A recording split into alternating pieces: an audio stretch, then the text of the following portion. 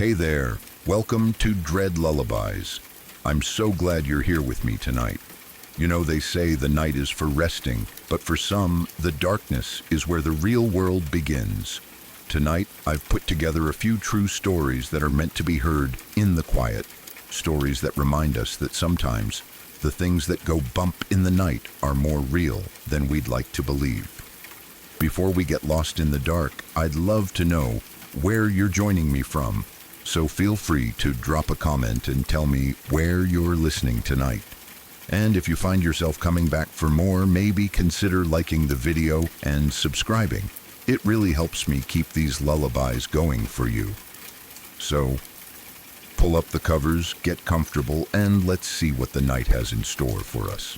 A friend of mine died about 10 years ago, and even now it still doesn't feel real. Not because death itself is unfamiliar, but because the way it happened never made sense. There was no clear explanation, no solid timeline, no answers that could settle into something understandable. Just a gap where a person used to be, and a story that ends in questions instead of closure. We were part of a close group of friends back then. Not the kind where everyone knows everything about each other, but the kind where you share enough time, laughter, and history that people feel permanent. He was one of those people who fit into the group effortlessly. Easy to talk to, easy to laugh with, never dramatic, never someone who drew attention to himself. He had a habit that we all knew well. Sometimes when we were out together, he would just leave.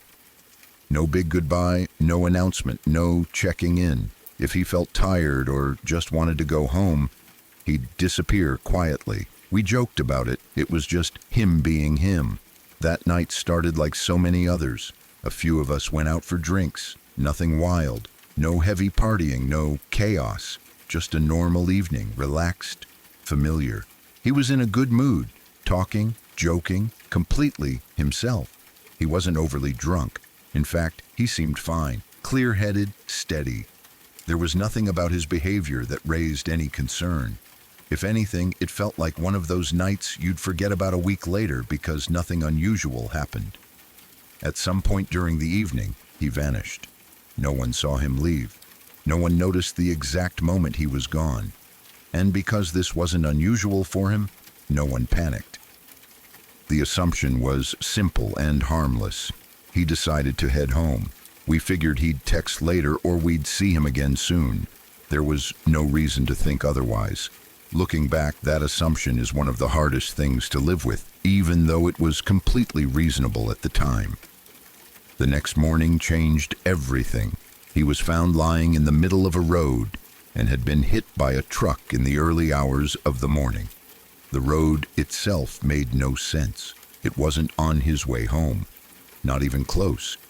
It wasn't a place you'd casually end up unless you had a reason to be there. It wasn't near the bar. It wasn't near his house. It wasn't a shortcut. It was just wrong. The shock of hearing that still echoes in my memory. There's a moment when your brain refuses to accept the words it's hearing. You replay them, waiting for them to rearrange into something less terrible, but they don't. They stay exactly as they are. The autopsy confirmed that the injuries from being hit by the truck were fatal. That much was clear. What wasn't clear was everything else. There was no definitive answer about what happened before that moment. No clear explanation for why he was on that road, in that position, at that time. The report assumed he was alive before the impact, but beyond that, it couldn't tell us much. If there had been any injuries before the truck hit him, they would have been impossible to distinguish. The damage was too severe. Any evidence of a fight, a fall, an attack, or even an accident beforehand would have been erased by what happened next. That uncertainty is brutal. No taxi driver reported picking him up. No one from the bar remembered seeing him leave. No witnesses came forward who had seen him walking alone. There was no phone call, no message, no trace of his movements after he disappeared from our sight. It was as if he stepped out of the evening and into a void. People tried to make sense of it in their own ways. Some wondered if he'd been disoriented, Others asked if he might have accepted a ride from someone and ended up somewhere unfamiliar. A few quietly questioned whether something darker had happened, whether someone had hurt him and left him there. But there was no proof of anything, just theories, each one as fragile and unsatisfying as the last. What makes it even harder is knowing how normal he seemed before he vanished. He wasn't upset, he wasn't angry, he wasn't drunk to the point of losing control. There were no warning signs, no arguments, no strange behavior, nothing that would explain why his night ended the way it did. Grief is hard in any form, but grief without answers is something else entirely. It doesn't settle. It doesn't soften with time the way people say it will. Instead, it circles back on itself. Every so often your mind grabs onto one small detail and pulls at it, hoping it will unravel the mystery. It never does. I've replayed that night more times than I can count. I think about where we were sitting, who said what, the last thing I remember him laughing about. I wonder if there was a moment when someone could have noticed something was off. I wonder if any small decision, any tiny change, could have altered the outcome. Rationally, I know this kind of thinking leads nowhere. Emotionally, it's impossible to stop. What hurts the most is the feeling that he didn't get a proper ending. His life didn't conclude in a way that made sense or allowed the people who loved him to understand what happened. It just stopped, abruptly and violently, in a place he shouldn't have been. That lack of narrative feels deeply unfair. Humans crave stories with beginnings, middles, and ends. His story feels like it was ripped in half. Over the years, the unanswered questions have become a quiet companion. They don't scream anymore, but they're always there. Sometimes they surface when I pass a road that feels similar. Sometimes when I see a group of friends laughing outside a bar late at night. Sometimes for no clear reason at all. A memory will pop up, and suddenly I'm back there, wondering how someone can simply disappear from a familiar place and end up somewhere so wrong. I miss him. Not just in the abstract way people talk about missing someone who died, but in the small, ordinary ways.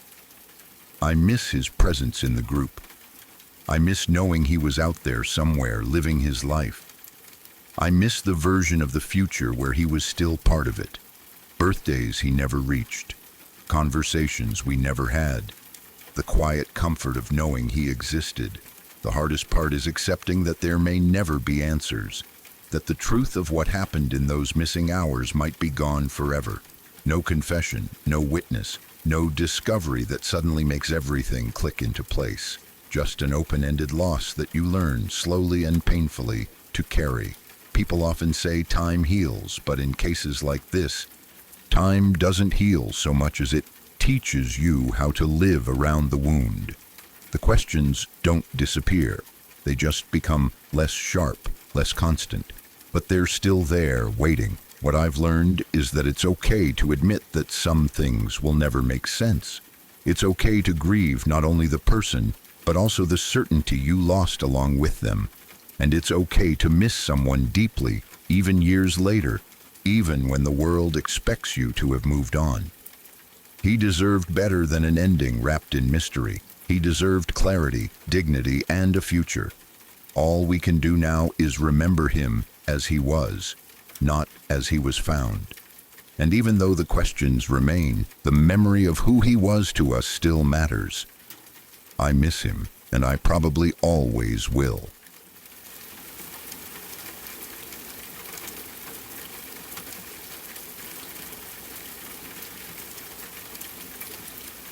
I have two experiences from my childhood that still stay with me, even now, more than 20 years later. Writing about them still gives me chills, whether they were truly paranormal or the result of a very heavy and unstable period in my life. I honestly don't know. What I do know is that they felt real, intense, and deeply unsettling at the time, and they left a mark on me that never fully faded. At the time, I was around 9 or 10 years old. My parents were in the middle of a very ugly divorce. The atmosphere in our house was tense almost all the time. There were constant arguments, raised voices, anger, and emotional distance. Even as a child, I could feel that something was wrong, that the house no longer felt safe or calm.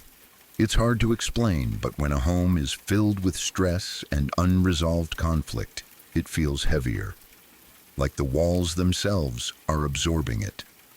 My father had been working in IT since the early 1980s, so technology was always a big part of our household. Because of that, I learned a lot from him at a very young age. For my age and for that time period, I was quite advanced with computers. I knew how to navigate systems, explore the early internet, and mess around with things that most kids my age had no idea about.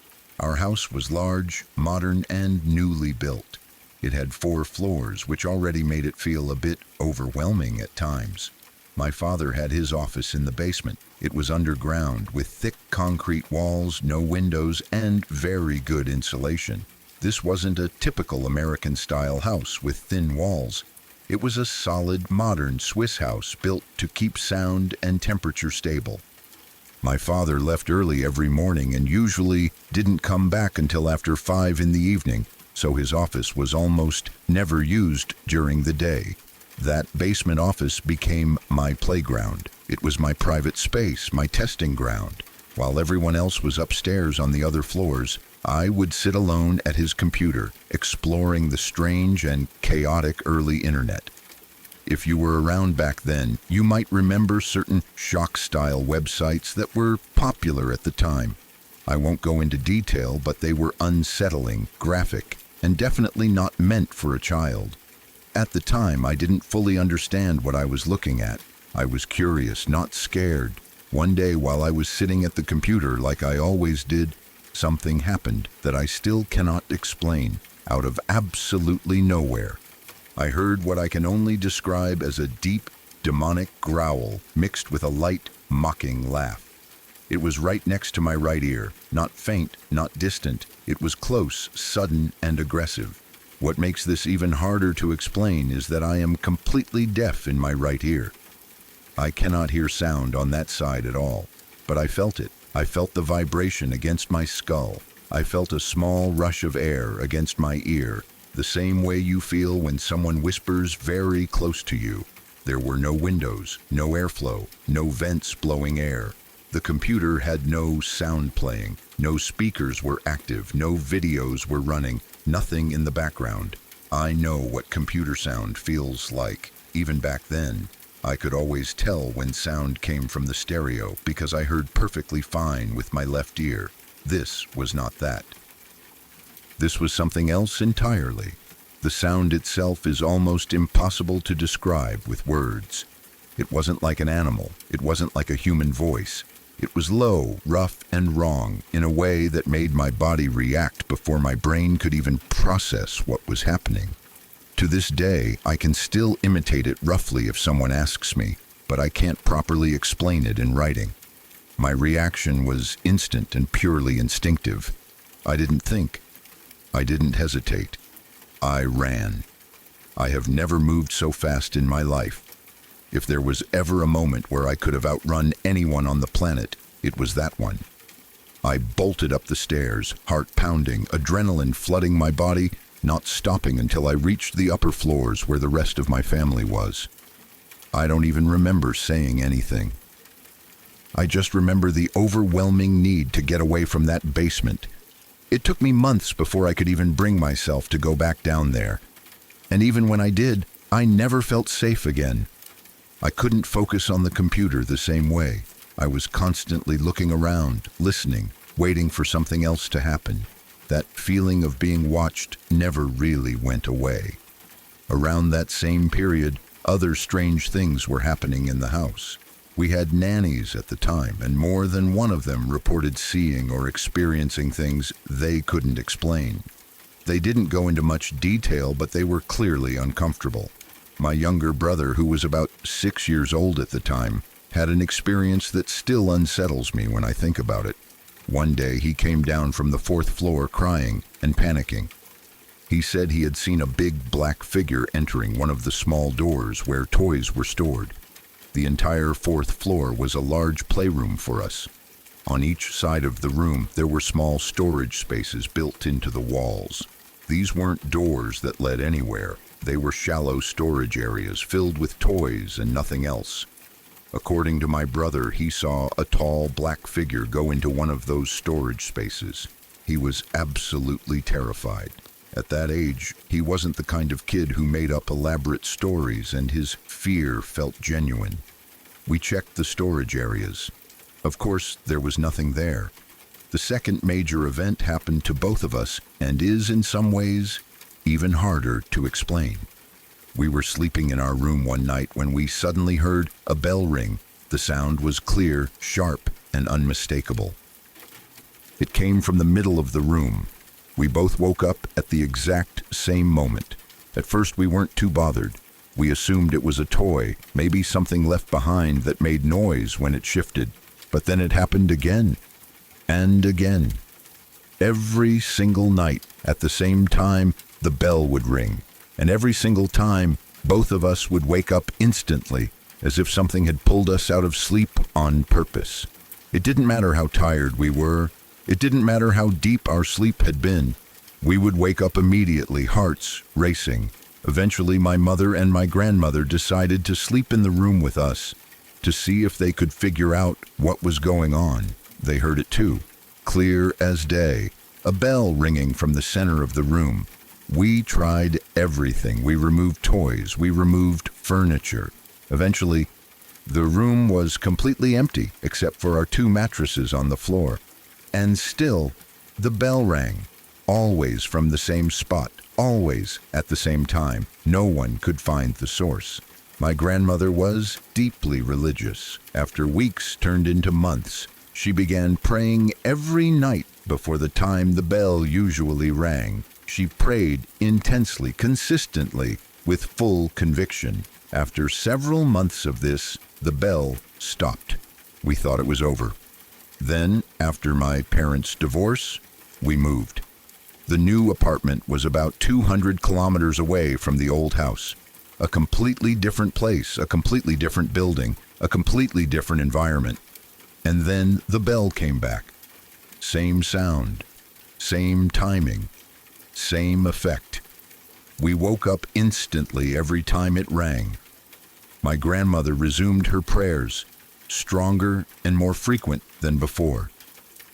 Once again, after some time, it stopped. This time, thankfully, it never returned. Over the years, I've tried to rationalize everything. I've gone over every possible explanation again and again. Sound from electronics, environmental noises, psychological stress, childhood imagination, shared hallucinations, pranks, structural issues. But none of it fully explains what we experienced, especially the consistency, the shared experiences, and the fact that it followed us to a new home far away. The neighbors' houses weren't attached. There was no way someone could have played a long-term prank like that in the 1990s, especially one that affected multiple people in the same way. And even if something had been hidden in the room, it wouldn't explain how it continued after we moved.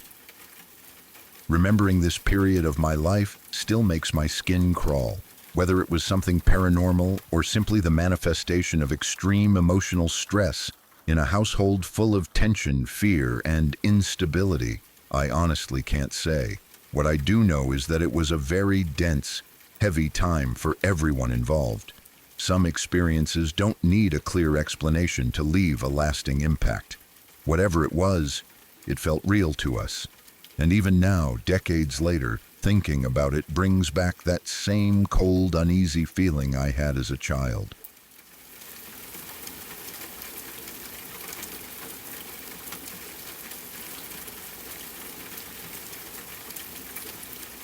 I went to this rock music camp in my hometown when I was between 12 and 15 years old. And it's one of those memories that feels warm and exciting on the surface, but carries something heavy underneath now.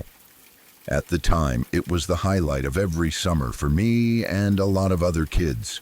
It wasn't just a camp where you learned a few chords and sang along to songs everyone already knew. It felt serious, like a place where kids who really loved music could come together and be taken seriously for once. The camp was held in an old community building that smelled like dust, cables, and sweat. There were amps stacked along the walls, drum kits set up in different rooms, and pianos that were a little out of tune but still magical to us. Every day you'd hear sound bleeding through the walls, someone practicing a guitar riff, someone else pounding out a drum pattern, voices warming up, laughter, feedback squealing when someone plugged in wrong. It was chaotic in the best way. Kids came from all over town, and some from nearby towns too. We were all different ages, different skill levels, different personalities, but music was the one thing we all had in common. Some kids were shy and barely spoke unless they were holding an instrument. Others were loud and confident, already acting like they were on stage at a sold-out show. For a lot of us, it was the first place where being obsessed with music didn't make you weird. It made you belong. One year, there was this kid who was my age, maybe a year older or younger, I can't remember exactly. What I do remember is that from the moment he walked in, people noticed him. Not in a cocky way, not because he was loud or trying to show off, but because he was just different. He had this calm confidence about him, like he knew exactly who he was when he was holding an instrument. The first time I saw him play guitar, it felt unreal. He wasn't just good for his age. He was good, full stop. He played with ease, like the guitar was an extension of his body. At one point during a jam session, he casually lifted the guitar behind his back and kept playing without missing a beat. Everyone in the room stopped what they were doing. People laughed in disbelief, some clapped, some just stared. It felt like watching something you'd expect to see on a big stage, not in a dusty camp room full of teenagers. Then there was the piano. Someone would ask him, half joking, "Can you play this song?" And he'd sit down, think for a second, and just start playing it. Not perfectly every time, but close enough that it made your jaw drop. He didn't need sheet music. He didn't need time to practice. It was like music just lived inside him, waiting to come out whenever he touched an instrument. What really set him apart, though, wasn't just his technical skill. It was his stage presence. When we had performances at the end of camp, most of us were nervous wrecks. Hands shaking, voices cracking, eyes glued to the floor or the back wall. But when he walked on stage, it was like something clicked. He stood taller, he smiled. He made eye contact with the audience. He moved like he belonged there. Like he wasn't pretending to be a musician, but already was one. People talked about him constantly, in a good way. Not jealous gossip, but genuine awe. Instructors paid extra attention to him, not because he needed help, but because they could see something special there. Parents whispered to each other about how talented he was. Other kids, including me, looked up to him. He became this quiet benchmark in our minds. Like, this is what's possible. This is how far you can go. What's strange is that despite all that talent, he wasn't arrogant. At least not from what I saw. He was friendly. He joked around. He played with anyone who asked. He didn't act like he was better than the rest of us, even though he clearly was. That made it even easier to admire him. He wasn't just talented, he was kind, or at least normal, which mattered a lot at that age. When that year of camp ended, life went on. School started again. People drifted apart. That's how it always is. You assume you'll see the same faces next year, or maybe you won't, but you don't really think about it too deeply. He was just one of those people you assumed would keep showing up, keep getting better, keep moving forward. Then, less than a year later, everything changed. I don't remember exactly how I found out. It might have been a conversation overheard between adults. It might have been a message passed around between kids. I just remember the feeling. That sudden drop in your stomach when you hear something so wrong that your brain struggles to process it. His dad had shot him and his brother to death and then killed himself. Even writing that now feels unreal. At the time, it felt impossible. This wasn't something that happened to people we knew. This was something you heard about on the news, in faraway places, involving strangers, not someone who had stood on the same stage, played the same instruments, laughed in the same rooms.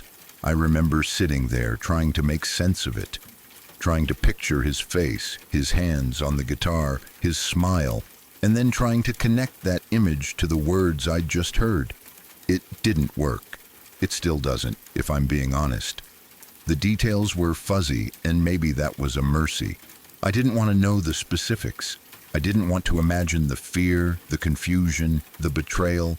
All I knew was that a father, someone who was supposed to protect his children, had taken their lives, and then his own. That knowledge alone was enough to shake everything I thought I understood about safety and family. People talked about it for a while, quietly, carefully. Adults lowered their voices when his name came up. Kids asked questions they didn't really want answers to. There was a lot of "I can't believe it," and "he was so talented," and "what a tragedy." And then slowly, the conversations faded like they always do. Life moved on. But for me, and I know for others too, it never really left. Every time I think about that camp, he's there in my memory. Every time I hear a young musician who's incredibly gifted, I think of him. Not in a dramatic way, but in this quiet, aching way. Like a reminder that talent doesn't protect you from the darkness in the world, especially the kind that lives inside your own home. What hurts the most is the sense of wasted potential. And I don't just mean musical potential, although that's the easiest thing to point to. He could have gone so far. He could have been on big stages, recorded albums, inspired people. But more than that, he could have lived. He could have grown up, made mistakes, fallen in love, changed his mind about who he wanted to be. All of that was taken away in an instant. I also think about his brother, who didn't get the same attention because he wasn't the musical prodigy. He mattered just as much. His life mattered just as much. And yet, when tragedies like this happen, people often focus on the most visible loss, the "what could have been." It makes me uncomfortable now because it feels unfair, even though it's human. As I've gotten older, the story has taken on new layers. When I was a kid, it was just shocking and sad. As an adult, it's terrifying in a different way. You start to understand how complicated people are, how someone can seem normal or even loving on the outside, while something is deeply wrong underneath. You realize how little we sometimes know about what's happening behind closed doors. I don't know what was going on in that house. I don't know what led his father to do what he did. I don't know if there were warning signs or if it came completely out of nowhere. And honestly, I don't think knowing would make it any easier to accept. What I do know is that it changed the way I see talent and success, and even childhood. It made me realize that being gifted doesn't mean being safe, that praise and applause don't cancel out pain, that sometimes the brightest people are growing up in the darkest situations, and no one sees it until it's too late. Sometimes, when I hear people say things like, "At least he left behind his music," or "At least people will remember how talented he was," it makes me uncomfortable, because he shouldn't have to be remembered as a tragedy or a wasted gift. He should have been allowed to just be a kid who loved music, who got better every year, who figured out life at his own pace. It's been years now, and I still think about him from time to time. Not every day, not even every month. But he pops up in my mind when I least expect it. When I see a young guitarist absolutely lost in what they're playing. When I hear someone talk about a kid who's going places. When I think about how fragile everything really is. What a waste of talent, people say. And they're not wrong.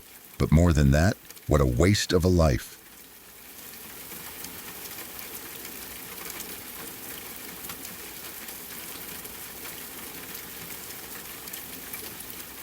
A man was taken to see an abandoned trailer by his girlfriend and a man they had recently met.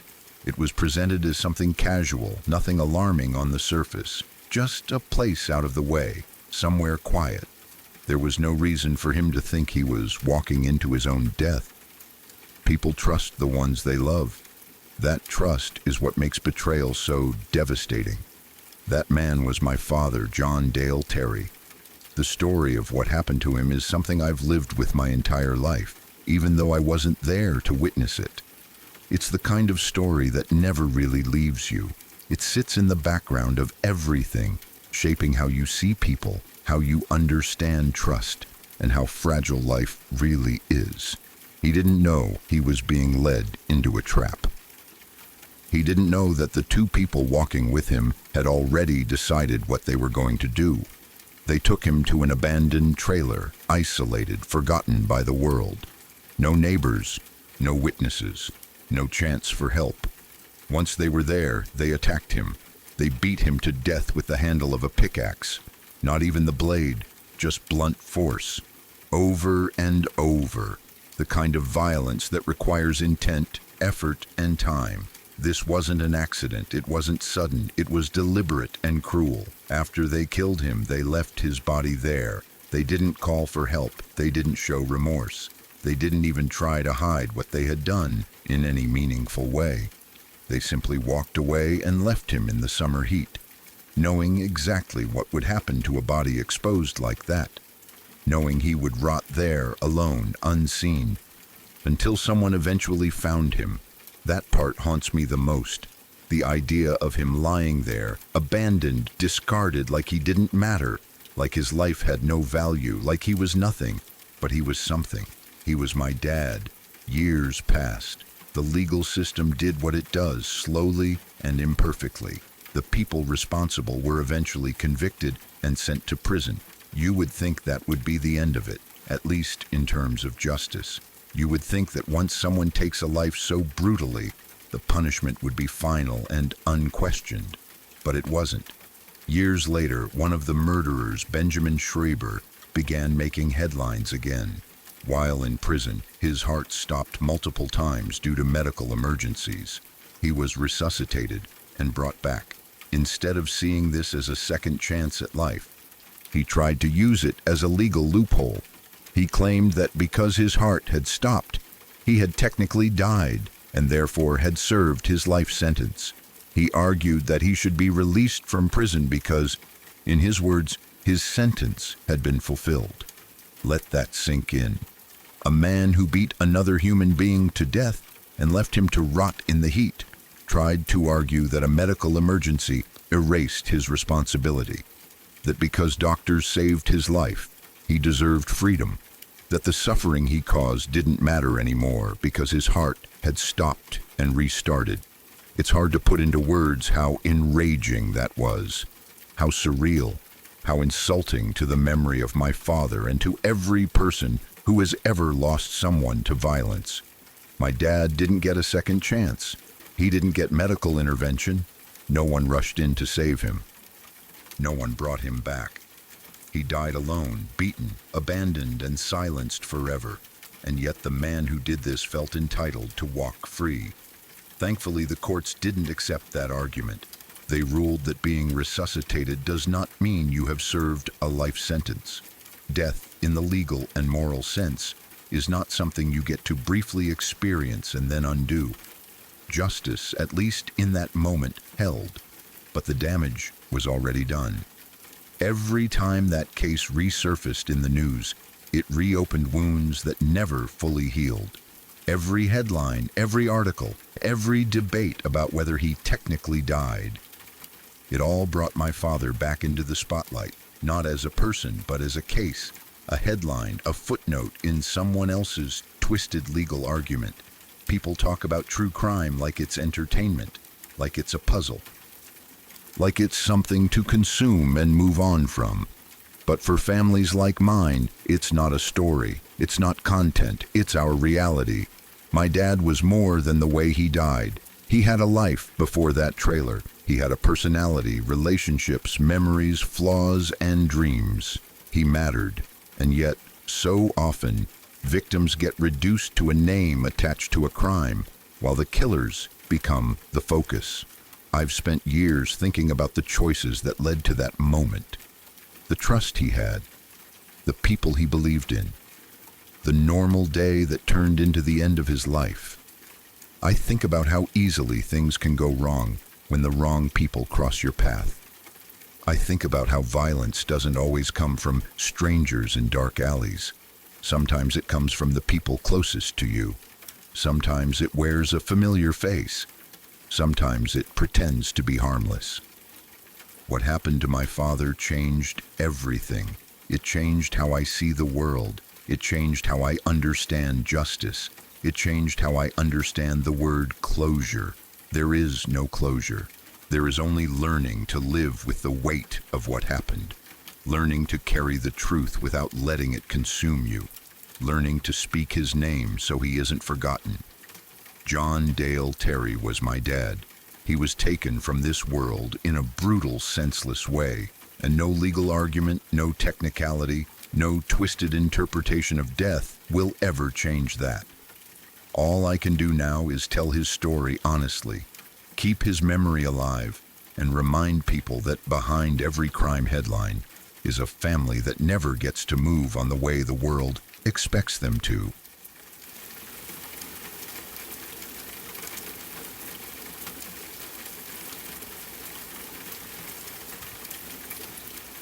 There was an old man who used to come into the pharmacy where I worked, and from the very beginning, something about him felt wrong. Not just annoying or difficult, but genuinely unsettling. He wasn't one of those customers who had a bad day once in a while. He was always angry. Every single interaction with him was tense. He spoke down to everyone, snapped at staff, insulted people under his breath, and sometimes loudly enough that other customers would stare. You could feel the mood in the pharmacy change the moment he walked in. He came in regularly, and his prescriptions were always the same. Huge quantities. I'm talking hundreds and hundreds of pills at a time. He was prescribed Tylenol number 3, which even back then was tightly controlled. It wasn't something you handed out casually. It required proper documentation, a valid doctor's DEA number, and careful tracking. He always got an enormous amount, far more than most patients. On top of that, he would buy multiple tubes of a topical cream that contained lidocaine or something similar, 5 or more at a time, every visit. None of that by itself meant he was doing something illegal, but combined with his behavior, it made people uneasy. Pharmacists notice patterns, techs notice patterns. When someone is aggressive, demanding, and consistently requesting large quantities of pain medication, it sticks in your mind whether you want it to or not. There were a lot of incidents with him over the time I worked there, but one in particular really stands out. One evening, close to closing time, his doctor sent over a prescription for a medication that was extremely uncommon. It wasn't something any normal pharmacy would stock. We checked our inventory, checked our supplier, and realized that our order for the day had already gone out. There was no guarantee we'd have it the next day. However, there was one pharmacy across town that did have it in stock.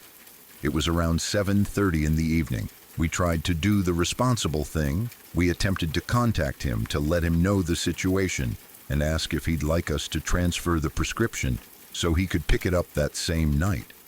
We weren't refusing him service. We were trying to help. When he found out, he completely lost it. He started yelling, accusing us of incompetence, threatening to report us, threatening our jobs.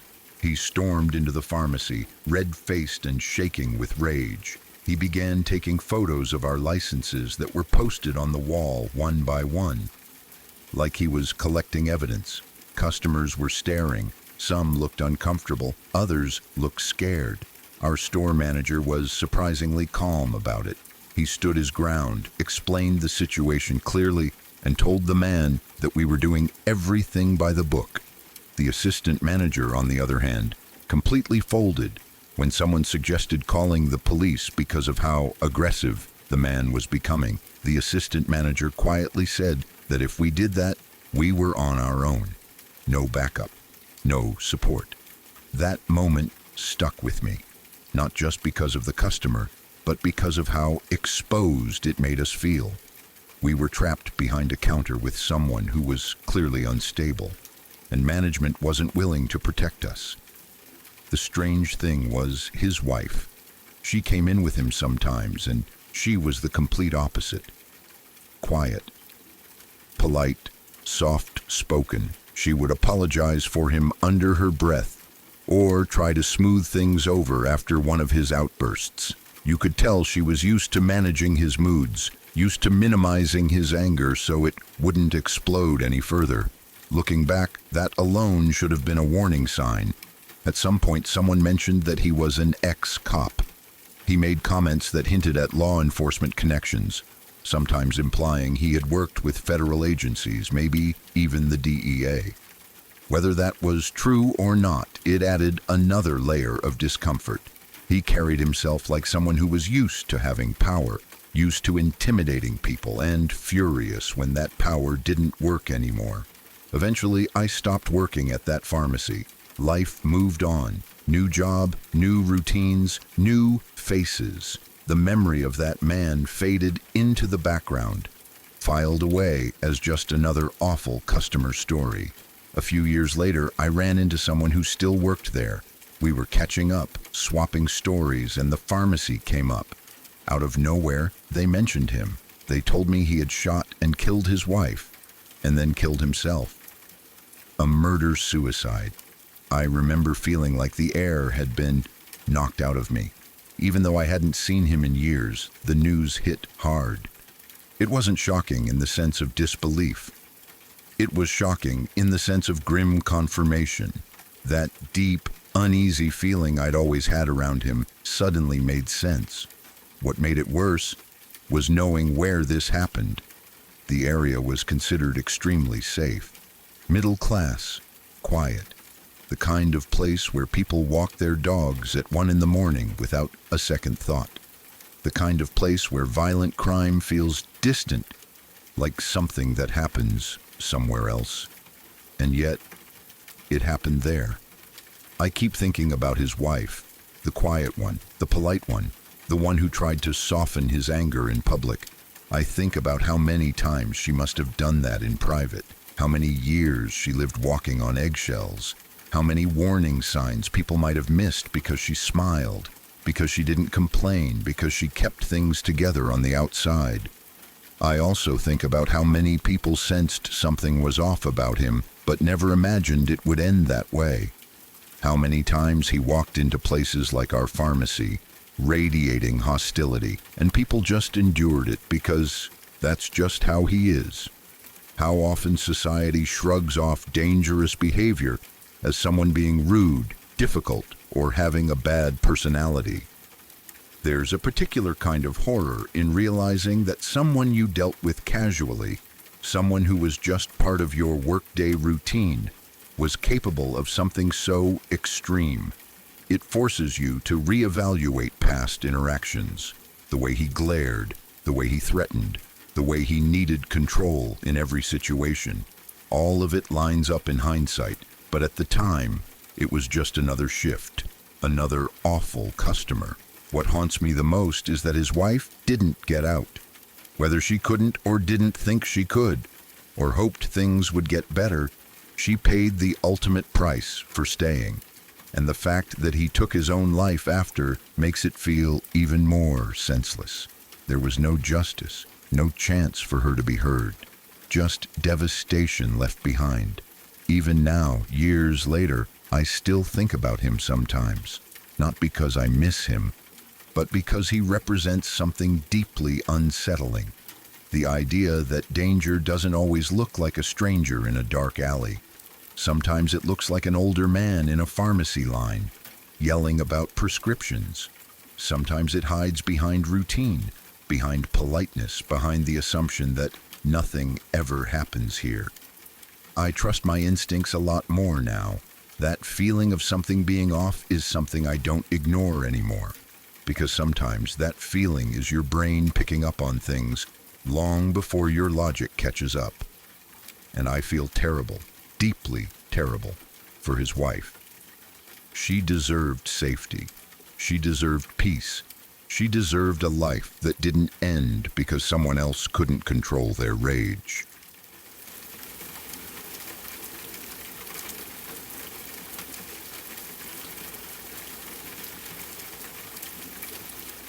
One I always think of now and then rarely ever gets a mention on Reddit.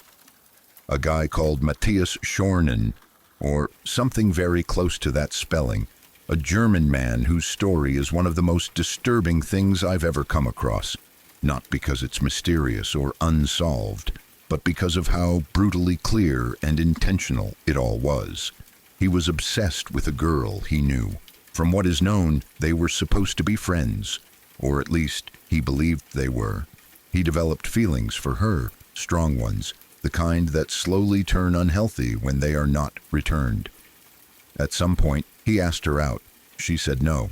Not cruelly, not dramatically, just a normal rejection. She didn't feel the same way about him, and she was honest about it. That should have been the end of it. For most people, rejection hurts, but you move on. For him, it didn't end there. Instead of accepting her answer, he kept her in his orbit. He invited her over to his place under the excuse of just hanging out as friends. She trusted him enough to go. That trust is one of the most painful parts of the story, because it shows how ordinary the situation seemed right up until it wasn't. There was no sign, at least none that she could see, that she was walking into something deadly. Once she was there, he attacked her.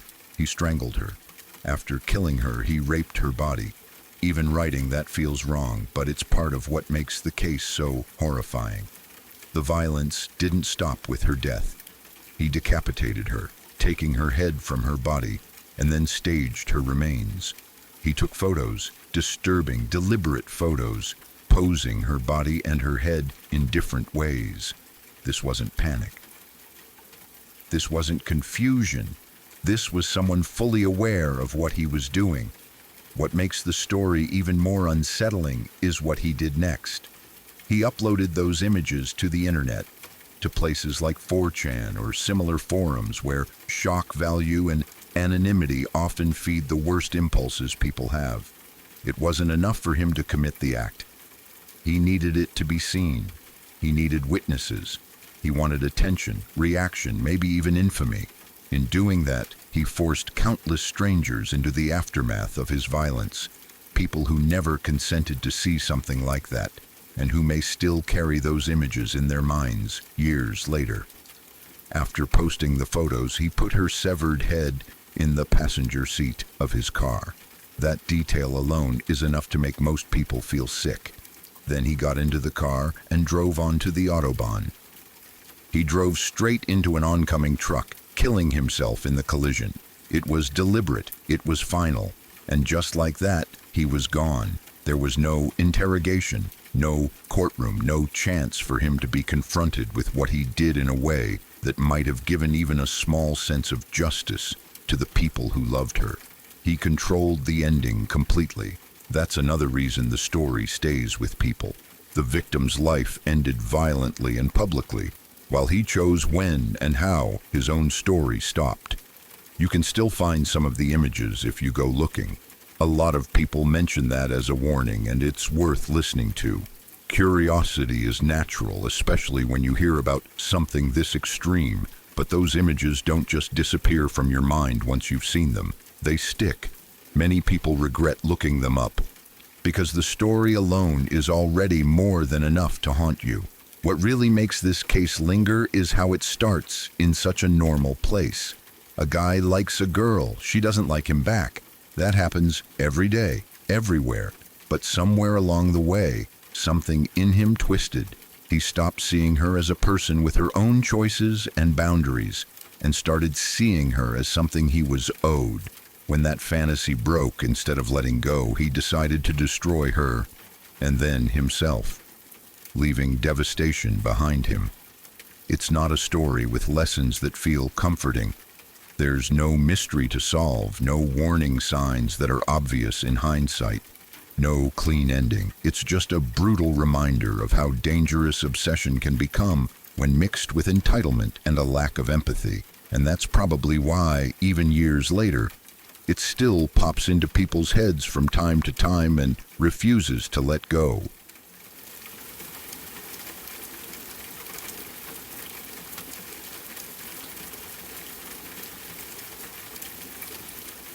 Pardon the interruption for just a moment. I hope these stories are keeping you on the edge of your seat tonight. If you're finding yourself drawn to these dark accounts, I'd love to have you join us. If you're new here, please consider hitting that subscribe button. We share new true horror stories every single day, and being part of the community is the only way to make sure you never miss a nightmare.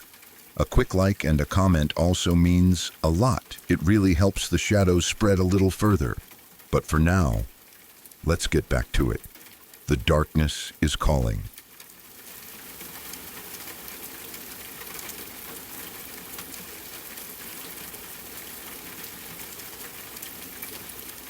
My dad tells me this story every now and then, and every time he does, it still gives me chills. I always ask him to tell it again because it feels less like a real memory and more like something pulled straight out of a psychological thriller. Nothing dramatic happens in the moment. No screams, no police sirens, no obvious danger. That's what makes it so unsettling. It's quiet, ordinary, and only becomes horrifying years later. When my dad was a teenager, he spent a lot of time at his friend's house after school. I'll call the friend Paul.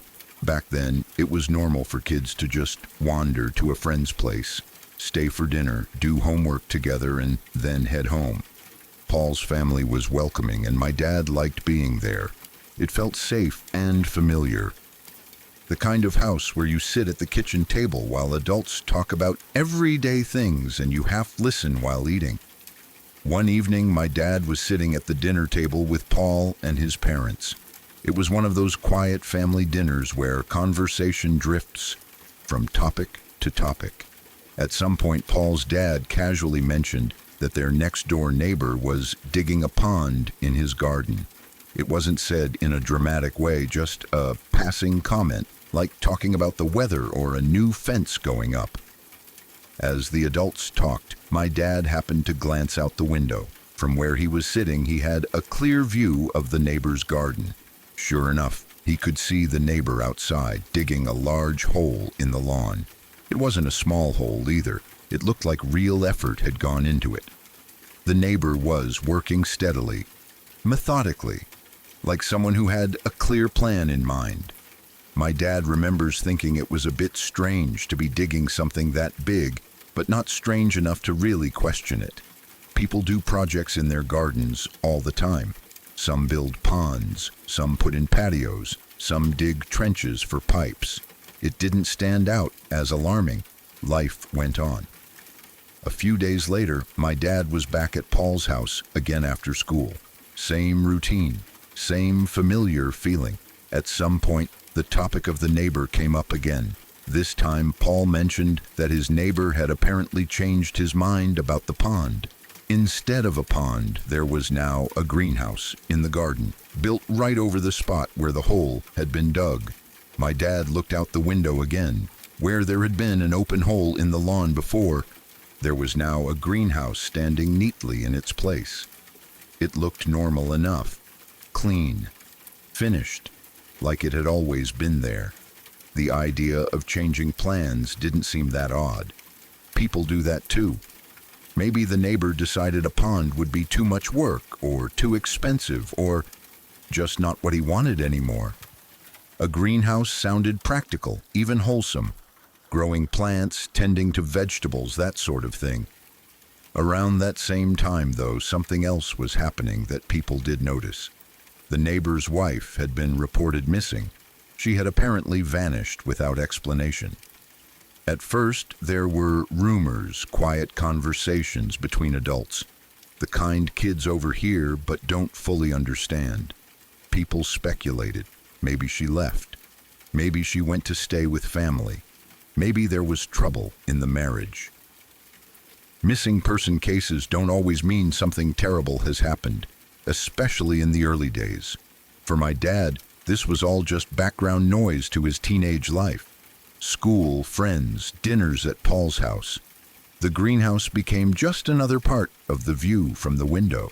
The missing wife became one of those unresolved things people occasionally mentioned and then stopped talking about when nothing new came out. Years passed. Decades, really. My dad grew up, moved on, built his own life. Paul's family moved away. The neighborhood changed. New people came and went. The neighbor's house was eventually sold. New owners moved in and decided to renovate the garden. They tore things up, reworked the lawn, and at some point, they removed the greenhouse. That's when everything came back to the surface. My dad heard about it on the news.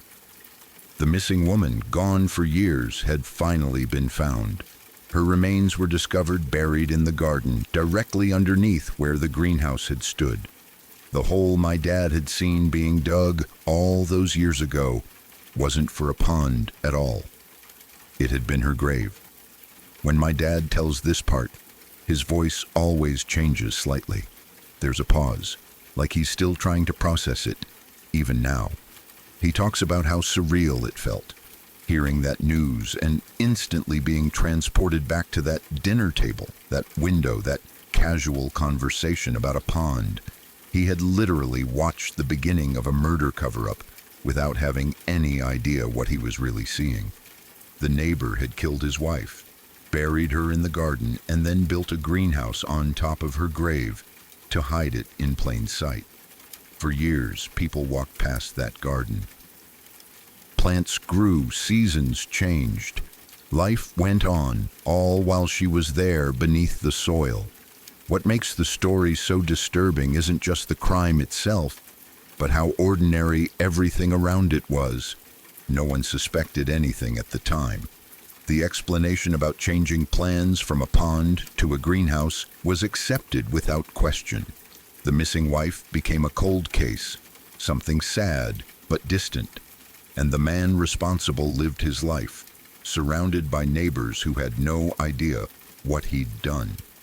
My dad always says the part that haunts him most is how close he was to it. He wasn't just aware of the situation in a vague way. He physically saw the hole being dug. He remembers the exact angle of the view, the way the neighbor moved. The fact that it looked deliberate at the time, it meant nothing. In hindsight, it means everything. Every time he tells me the story, I get goosebumps. It makes you realize how often the most horrifying things are hidden behind normal routines and harmless explanations. How many times people see something slightly odd and brush it off because there's no reason in that moment to imagine the worst. It also makes you think about how many secrets are buried, literally and figuratively, in places we pass every day. Gardens, houses, quiet streets where nothing seems wrong. The story sticks with me because there was no way for my dad to know. No dramatic warning sign, just a hole in a lawn, a greenhouse, and a missing person whose fate wouldn't be uncovered until much later. Even now, whenever I hear about someone digging in their garden or making sudden changes like that, my mind goes straight back to this story. It's a reminder that sometimes the scariest stories aren't the ones with monsters or ghosts, but the ones where evil hides so easily behind normal life.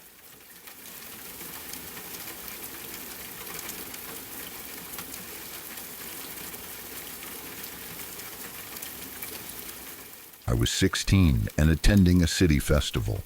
My friends and I went to the train station at some point, had a drink, and waited for the train. It was one of those evenings where everything felt light and careless. Music from the festival was still echoing through the streets. People were laughing and the air felt warm and alive. We were young, excited, and completely wrapped up in our own little bubble. When the emergency services suddenly drove past us with an ambulance leading the way, we noticed it, of course, but only briefly. Blue lights flashed down a street just a little further away from where we were standing. Someone made a joke, someone else shrugged, and within seconds our attention drifted back to our conversation. We were in a good mood, and nothing about that moment felt like it had anything to do with us. We stayed at the station for almost another 50 minutes before our train arrived. During that time, the blue lights were still visible in the distance, reflecting faintly off buildings and windows. I remember thinking it was strange that they were there for so long, but again, it didn't really sink in. When you're that age, you assume emergencies are distant things that happen to strangers, not to people you know, not to lives that overlap with yours. So we boarded the train, still laughing, still talking about the festival, completely unaware that something horrific had happened just down the street. To someone whose name I knew, to people whose lives were now permanently shattered. Two best friends, M and H, were out together that same evening. They had the same plan we did. Go to the city festival, have fun. Forget about everyday stress for a few hours. They had been inseparable for years, the kind of friendship where you don't even need to speak to understand each other. Everyone knew them as a pair. If you saw one, the other was usually nearby. That night, though, things didn't go the way they should have. On their way to the festival, they were ambushed. A group of guys who clearly had no good intentions were waiting for them. It wasn't random. It wasn't a misunderstanding. These people knew exactly who they were looking for. They surrounded M and H, cutting off every possible escape route.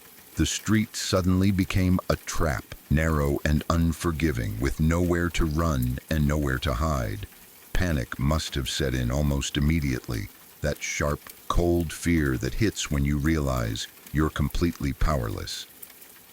M was the ex-boyfriend of a good friend of mine at the time, so I knew who he was. He wasn't a bad person. He wasn't violent or dangerous, but like many young people, he had made some bad decisions.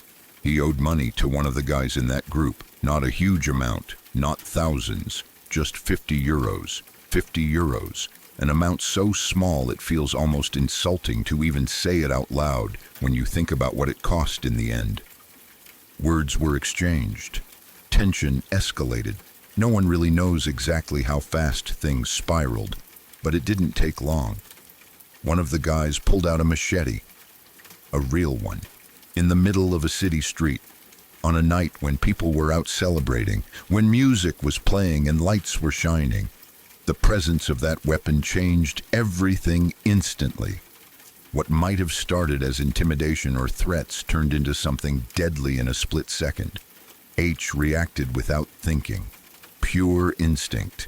He stepped in front of M, placing himself between his best friend and the man holding the machete. He wasn't armed. He didn't have a plan. He just knew in that moment that he needed to protect his friend. That decision, made in a fraction of a second, was his downfall. The man with the machete didn't hesitate. He didn't back off. He didn't show mercy. He stabbed H. People watched from their balconies. Some froze in shock. Some screamed. Some called emergency services.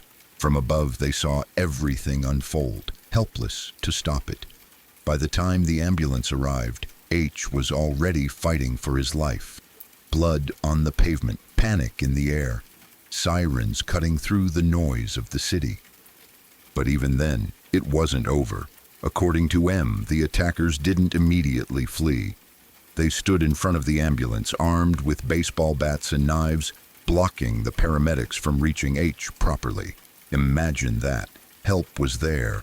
Life-saving equipment was there. Professionals were there. And yet, they couldn't get to him because a group of men decided to keep control, even as someone lay dying at their feet. H lay there for minutes, struggling to breathe, struggling to stay alive, while help was only meters away. Those minutes must have felt endless, every second stretching out, filled with pain, fear, and confusion. Eventually, H took his last breath right there on the street. By the time the attackers finally scattered and ran in different directions, it was too late. The damage was done. A life was gone. All of this was happening while my friends and I were sitting on the train, laughing, probably complaining about something trivial, completely unaware that the blue lights we had seen earlier were connected to this. That realization hit me much later, and when it did, it felt like a punch to the chest. The idea that two completely different realities can exist so close to each other is terrifying. Joy and horror, side by side, separated by just a few streets. The murderer and at least some of the people involved were arrested weeks later. The investigation took time. Witnesses came forward. Evidence was gathered. Justice in some form followed. But no sentence, no prison time, no legal outcome can ever truly balance what happened that night. A young man lost his life over 50 euros. 50 euros that most people wouldn't even notice missing from their wallet. M never recovered. How could he? He watched his best friend die, protecting him. He lived because someone else stepped in front of a blade meant for him. That kind of guilt doesn't fade easily. From what I heard, he spiraled. He crashed mentally and emotionally. At some point, he was admitted for help. After that, I never heard from him again. His life, like H's, was permanently altered that night, just in a different way. What stays with me the most is the image of H standing in front of M, that instinctive act of loyalty. No hesitation, no calculation, just love and protection. It's easy to talk about bravery in abstract terms, but that was real bravery, the kind that costs everything, the kind that doesn't ask for recognition or reward. Even now, years later, I sometimes think back to that night. I think about the blue lights in the distance. I think about how close we were physically to something so violent and tragic, and how unaware we were. I think about how fragile life is, how quickly everything can change, how a single decision, a single moment can split time into a before and an after. The city festival continued, people went home, trains ran on schedule, life moved forward indifferent and unstoppable. But for the families and friends of H, for M, and for everyone who knew them, nothing was ever the same again. Rest in peace, H.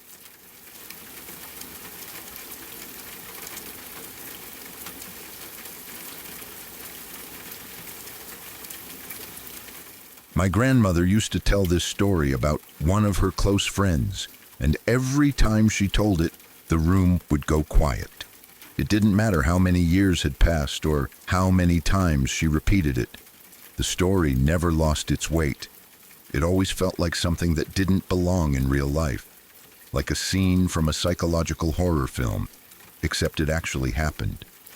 This was many decades ago, back when people didn't lock their doors the way they do now, and weekends away were meant to be carefree. My grandmother's friend was part of a small group of women who had known each other for years. They weren't reckless teenagers or thrill seekers.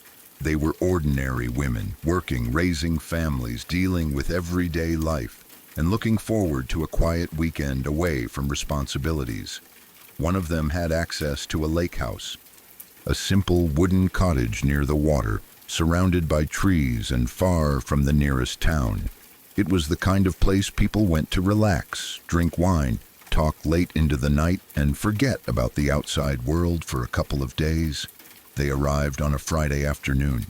The drive itself was long and peaceful, with winding roads and thick forest on both sides.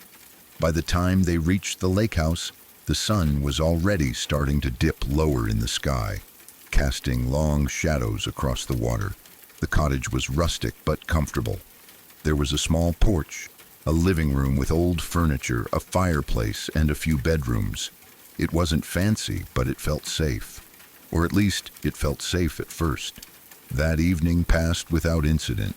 They cooked together, laughed, drank a little too much wine, and talked about everything from their jobs to their relationships. The lake was calm, and the sounds of insects and water filled the air once the sun went down. Nothing felt off. Nothing felt wrong. The next morning, though, one of the women started feeling unwell. It wasn't anything dramatic at first. She complained of a headache and nausea, maybe from drinking the night before, or maybe from something she ate. The others suggested she rest while they went out for the day. They planned to walk down to the lake, maybe take a small boat out, maybe explore the nearby trails. The idea was to give her some quiet time to sleep while they enjoyed the fresh air. Before they left, there was a strange moment that none of them thought much about at the time. As they were getting ready to go, gathering their things and putting on jackets, one of the women jokingly said to the one staying behind, "Just remember, you're all alone." Another laughed and repeated it, almost teasingly, "Yeah, you're all alone now." It was meant as a joke, a careless comment, the kind of thing friends say without thinking. But later, those words would take on a completely different meaning. What none of them knew was that earlier that day, a man had wandered away from a nearby mental institution. It wasn't close enough to be obvious, but it was close enough that someone on foot could eventually reach the lake area. He had escaped unnoticed, or at least not quickly enough to stop him. No alarms had reached the cottage. No warnings were given. The women had no idea that anyone dangerous was anywhere near them. The woman who stayed behind locked the door after her friends left, more out of habit than fear. The cottage was quiet once they were gone. The silence felt heavy, but she told herself she was just tired. She lay down on one of the beds in a back room, pulled a blanket over herself, and closed her eyes. The sounds of the lake and the distant wind through the trees faded as she drifted into sleep. She didn't know how long she had been asleep when she woke up. At first, she wasn't sure what had woken her. She lay still, listening. The cottage was quiet, but not completely silent. Then she heard it. A slow, steady creaking sound. Back and forth. Back and forth. It sounded like a rocking chair. Her heart started to beat faster. She knew there was a rocking chair in the living room. It was old, wooden, and slightly warped. She remembered someone sitting in it the night before. But no one should have been there now. She was alone, or at least she thought she was. She told herself it could be the wind. Maybe a window was open. Maybe the old house was settling. Old buildings make noises all the time. She tried to calm herself, but the sound didn't stop. It continued, slow and deliberate, as if someone was rocking on purpose. Then she heard a voice. At first, it was quiet, almost like a whisper. She couldn't make out the words. Her body froze. She didn't move. She didn't breathe. She listened, every muscle tense, every nerve screaming at her to run, but also telling her not to make a sound. The voice grew clearer. "Just remember, you're all alone." Her blood ran cold. The words were spoken slowly, over and over again in a man's voice. Not loud, not shouting, calm, almost gentle, that somehow made it worse. It was the same phrase her friends had joked about before leaving, the exact same words. She wanted to scream, but no sound came out. She wanted to move, but her body felt heavy, like it was pinned to the bed. The rocking sound continued in the background, matching the rhythm of the voice. Back and forth, back and forth. "Just remember, you're all alone." She realized then that someone was inside the cottage. Her mind raced. How had he gotten in? Had she locked the door properly? Was there another entrance? She remembered vaguely that there was an old back exit near the kitchen. An escape route, really. Something no one ever used. Had he come in through there? The voice continued. The chair kept rocking. She squeezed her eyes shut, hoping she was dreaming, hoping this was some kind of nightmare brought on by her fever or exhaustion. But the sounds were too real, too consistent, too close. At some point, she gathered enough strength to move. Slowly, silently, she slid out of bed. Her legs were shaking so badly she thought she might collapse. She didn't dare turn on a light. She didn't dare make any noise. Every step felt like it echoed through the house, even though she tried to place her feet carefully. The voice stopped. The rocking stopped. The silence that followed was somehow even worse. She stood there in the darkness, listening, waiting for any sound. Her heart was pounding so loudly she was sure whoever was in the house could hear it. Seconds felt like hours. She didn't know what to do. She didn't know where he was. She didn't know if he was watching her. Then, from the living room, the voice spoke again. "Just remember, you're all alone." She didn't wait anymore. She ran. She bolted toward the back exit, her bare feet slamming against the wooden floor, no longer caring about noise. She flung the door open and ran into the trees, not stopping to look back. Branches scratched her arms and face. The ground was uneven, but she kept running. Fear pushed her forward in a way nothing else ever had. She didn't stop until she reached the lake, where her friends were. When they saw her, pale, shaking, and bleeding from scratches, they knew something was wrong. She could barely speak. She just kept repeating that someone was in the house, that someone had been there. The authorities were called. Later, they learned about the escaped patient. They searched the area. They never officially confirmed that it was him, but everyone knew. The timing was too perfect. The words were too specific, the way he seemed to know she was alone. After that weekend, nothing was ever the same for her. She never stayed alone again, not even in her own home. She had trouble sleeping. Rocking chairs made her sick to her stomach. Hearing that phrase, even casually, would send her into a panic. My grandmother said that what haunted her friend the most wasn't just the fear of what could have happened. It was the certainty in his voice, the calmness, the way he repeated those words like a promise instead of a threat. Just remember, you're all alone. Even years later, those words still echoed in her mind.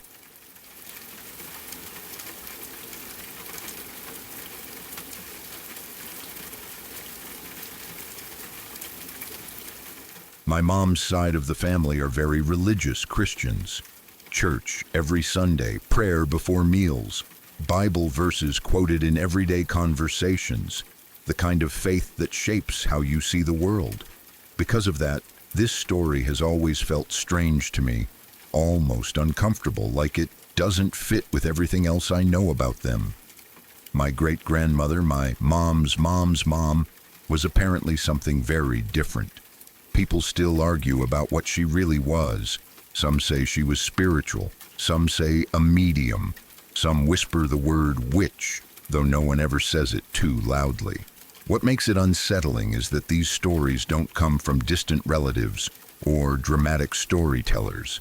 They come from my mom and my grandma, two people who absolutely do not believe in paranormal things and would normally dismiss anything like this as nonsense.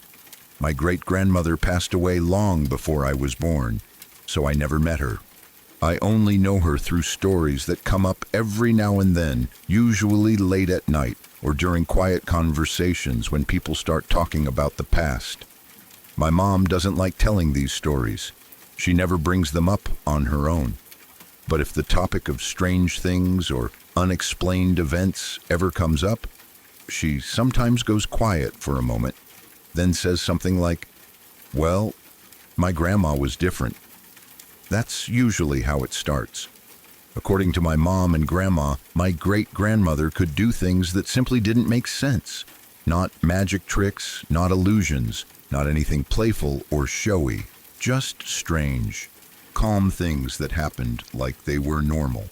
One of the stories my mom told me has stuck with me more than any other. She said she was little, maybe 6 or 7 years old, sitting in the dining room with her siblings. My great-grandmother was there too. There was a heavy wooden table in the middle of the room, the kind of table that takes 2 or 3 adults to move. My mom said her grandma placed her fingers lightly on the edge of the table and said very calmly, light as a feather. Nothing dramatic happened at first, no shaking, no noise. Then the table lifted, not tipped, not slid. Lifted. My mom said it rose a few feet off the ground, slow and steady, like it weighed nothing at all. She said no one screamed, No one ran. Everyone just sat there, frozen, watching. Then the table settled back down, just as gently as it had risen. My great-grandmother didn't smile. She didn't explain. She just walked away like nothing unusual had happened.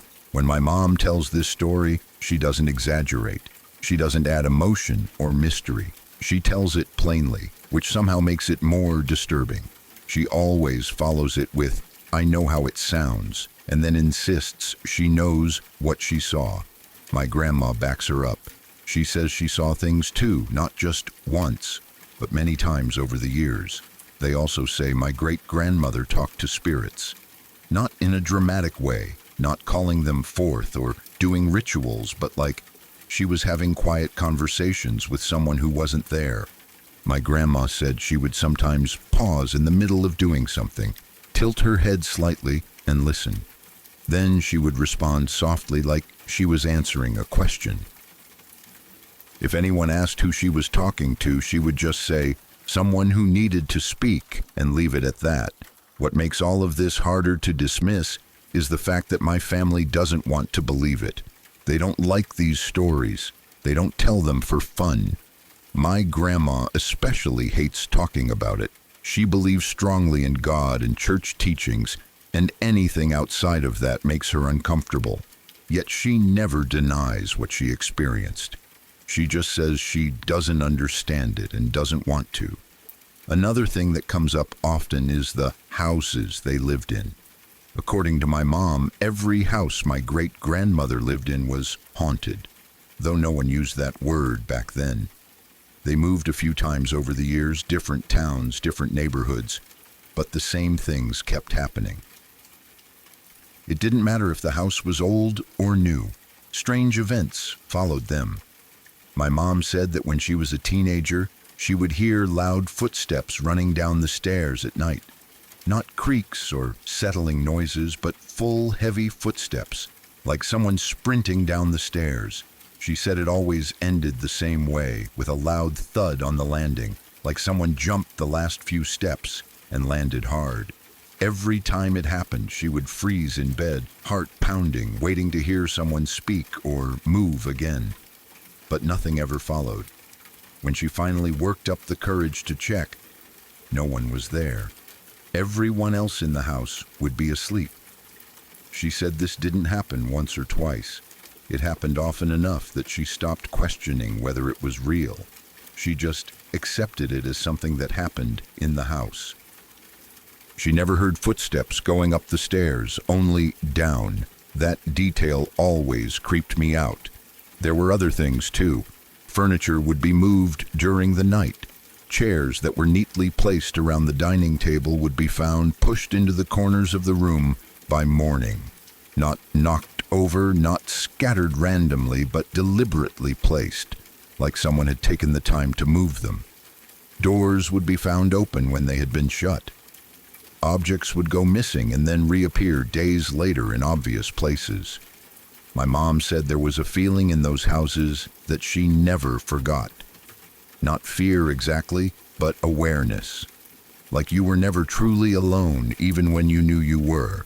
She said it felt like being watched, but not in a threatening way. More like being observed. What's strange is that these things seem to center around my great-grandmother.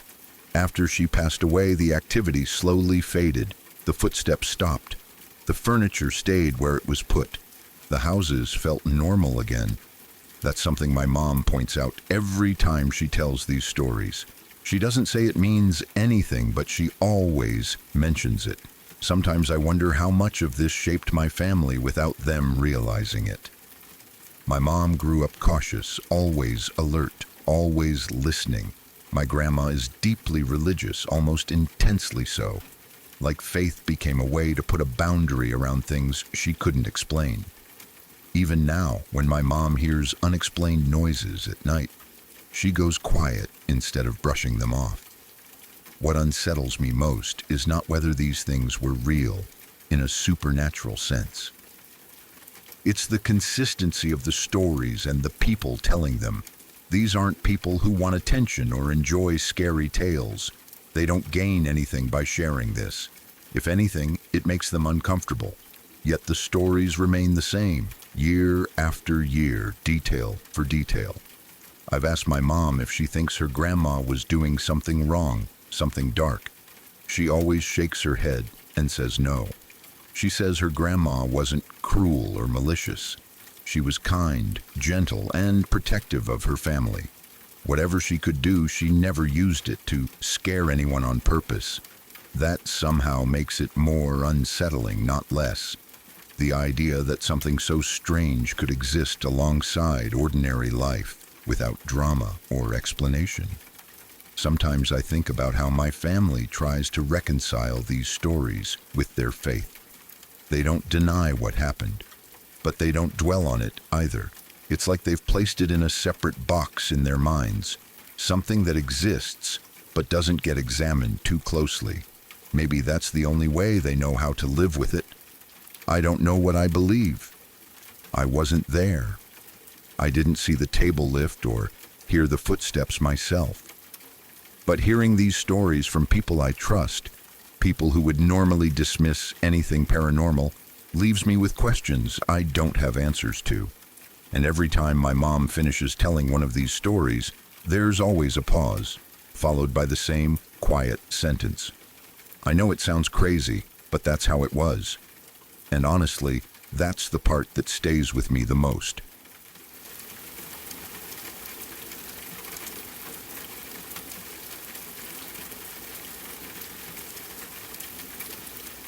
It's not exactly the kind of scary you see in horror movies. No monsters, no blood, nothing dramatic like that.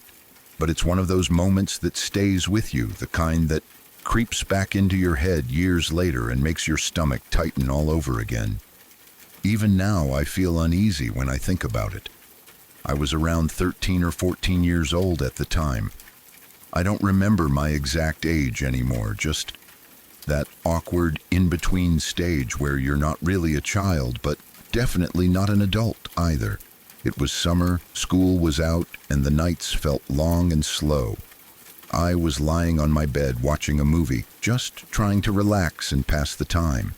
My room was directly under the roof of the house, and in the summer it turned into an oven. The heat would get trapped up there all day, and even late at night it could still feel unbearable. Because of that, I usually didn't wear much when I was in my room at night. Just something light and comfortable so I could breathe and not feel like I was melting. It felt safe. It was my room, my space. I also didn't bother covering my windows. I never thought I needed to. The way the house was built, there was no normal way for someone to look into my window from the outside. It was high up, angled awkwardly, and not facing the street. I always assumed that if anyone tried, they'd have to go out of their way in a way that just didn't seem realistic. So I left the window uncovered, partly because of the heat and partly because I wanted fresh air. I liked the feeling of the night breeze coming in. I was stretched out on my bed, focused on the movie, half paying attention, half drifting off. At some point, when I started hearing a strange noise. It wasn't loud at first, more like a background hum. It reminded me of bees, like a swarm hovering nearby. That low, buzzing sound that's not sharp, but constant enough to be noticeable. At first, I didn't think much of it. I assumed it was just something outside, maybe insects. Maybe the wind catching something the wrong way. I was invested in the movie, and my brain didn't immediately register the sound as a threat. It was easy to ignore when nothing else seemed wrong. The noise kept going, though. It didn't stop. It stayed there, steady and close. Still, I didn't move right away. I told myself it was nothing. I didn't want to break the comfort of lying there, warm and distracted. Looking back, that's probably what scares me the most. How normal everything felt right up until it wasn't. Eventually, something about the sound started to bother me. It felt too close, too focused. It wasn't drifting away like insects usually do. It was just there, hovering. That's when I finally turned my head toward the window. And that's when I saw it. There was a drone hovering right outside my window. For a second, my brain couldn't process what I was seeing. It felt unreal, like my eyes were playing tricks on me, but it was clearly there, close enough that I could tell exactly what it was. A small drone floating in place, right in front of my window. The fear hit me all at once. My heart started pounding so hard I could feel it in my chest. I froze, staring at it, my mind racing through 100 thoughts at once. Why was it there? How long had it been there? What could it see? I panicked. I felt exposed in a way I had never felt before. My room, the place where I always felt safe, suddenly didn't feel safe at all. It felt violated, like someone had reached into my private space without touching anything. I grabbed my phone with shaking hands and called my older sister. She had already moved out by then, but she was the first person I thought of. I needed to hear a familiar voice. I needed reassurance. I needed someone to tell me what to do. When she answered, I could hear the concern in her voice right away. I was probably talking too fast, trying to explain what I was seeing, what was happening. She asked me a question that stuck with me. Was our dad home yet? That question alone made everything feel more serious. Luckily, he was home. He worked shift hours, so sometimes he'd be gone late into the night, and sometimes he'd already be back. That night, thankfully, he was there. I don't know what I would have done if he hadn't been. My sister told me to put on more clothes immediately and go downstairs to tell him. I didn't argue. I didn't hesitate.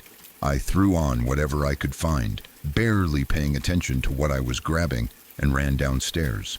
I told my dad everything. I don't even remember exactly what I said, just that I was scared and that there was a drone outside my window. He took it seriously right away.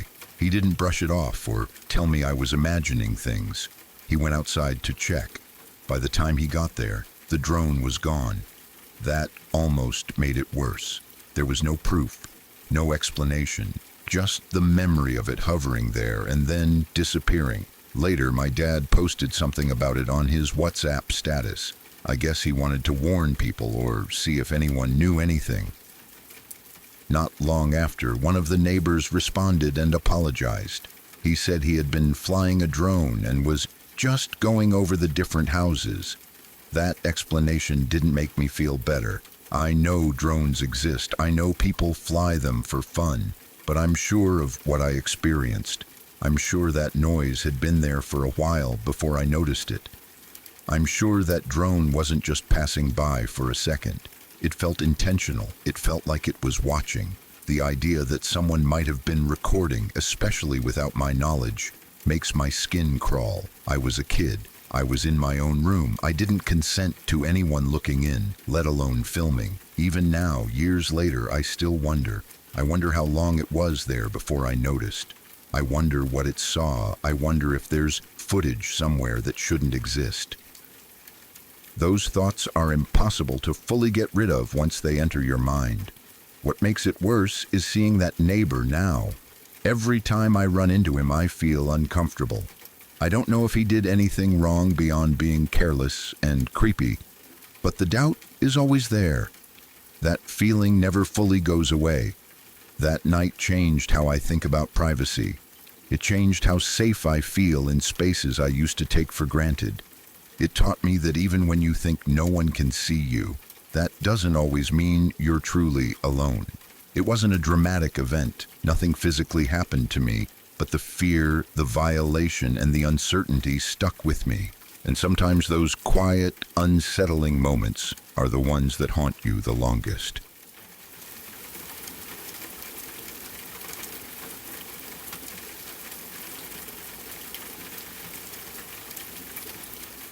Pretty low stakes with this one, but still gives me a bit of a tingle up the spine when I think about it. We had been house sitting for my parents, and they had just returned a few days previously after being away for nearly 3 months. It was one of those situations where everything still felt slightly off, even though they were back. The house didn't quite feel lived in yet, like it was still waking up after a long sleep. Their place is out in the countryside, spread across about 114 acres, so silence and darkness are just part of everyday life there. You get used to it, but it also means that when something feels wrong, it really stands out. That night, it was around 8:30 in the evening. The sun had already gone down, and the property was lit only by a few weak outdoor lights, and whatever moonlight managed to make it through the trees. I had a very important mission, at least in my mind.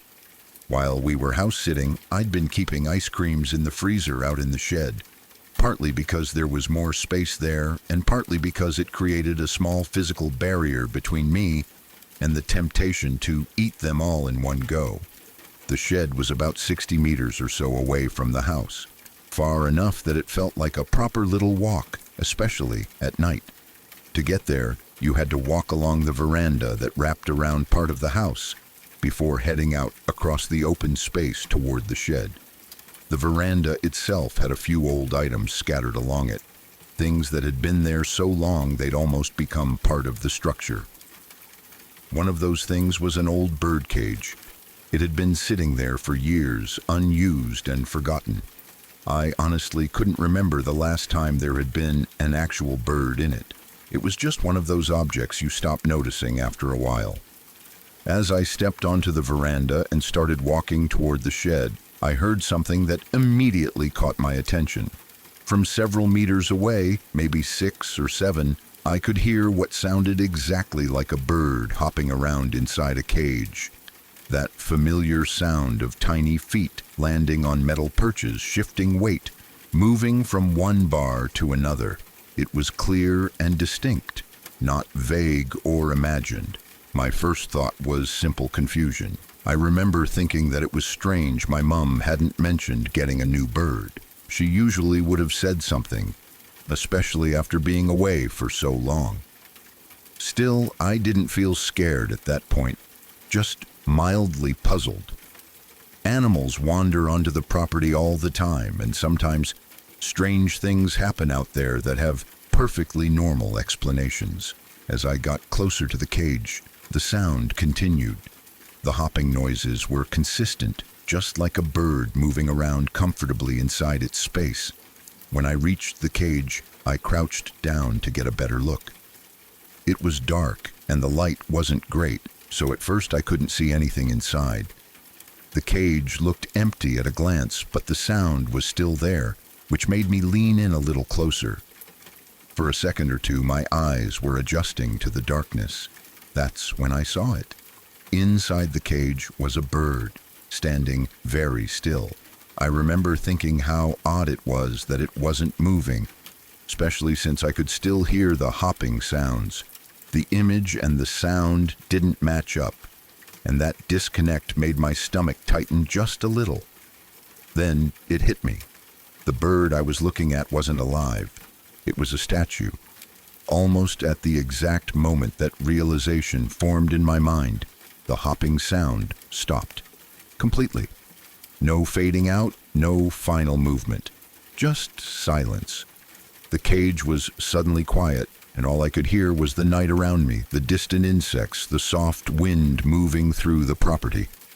I stayed crouched there, staring at the statue, feeling a strange rush of unease wash over me. It felt like the moment I truly noticed what I was seeing, the sound had no reason to continue, like my awareness had snapped something into place. The best way I can describe it is that it felt as if my observation had collapsed the wave function, like in those thought experiments from physics. As long as I hadn't fully processed what I was seeing, the sound existed. The instant I did, it vanished. I stood up slowly, suddenly very aware of how dark and quiet everything was. The veranda, which had always felt familiar and harmless, now felt different. Not dangerous exactly, but charged in a way I couldn't explain. I looked around, half expecting to see something else out of place, but everything looked normal. I told myself it had to be something logical. Maybe a real bird had been sitting on the cage or nearby and flown off at just the right moment. Maybe the sound had been coming from somewhere else entirely, and my brain had simply connected it to the cage because that's what made sense at the time. Those explanations are reasonable, and I still try to lean on them, but the timing is what gets me. The sound didn't stop when I approached. It didn't stop when I crouched down. It stopped only when I realized the bird inside the cage was fake. That's the part that still gives me that small shiver when I think about it. It felt too precise, too perfectly aligned with my awareness to be a coincidence. I grabbed the ice creams from the freezer that night faster than usual and headed back toward the house without lingering. I didn't run, but I didn't take my time either. Once I was back inside with the doors closed and the lights on, the feeling slowly faded, but it never completely disappeared. Even now, years later, I still think about that moment from time to time. It wasn't terrifying, nothing bad happened. There was no threat, no danger, but it was unsettling in a quiet, subtle way. The kind of experience that makes you question how much of what you perceive is shaped by your expectations and how thin the line can be between normal and strange. Sometimes the creepiest moments aren't the dramatic ones. They're the small, almost insignificant events that don't make sense no matter how many logical explanations you try to apply. They linger because they don't demand an answer. They just sit there in your memory, waiting to give you that little tingle up the spine when you least expect it.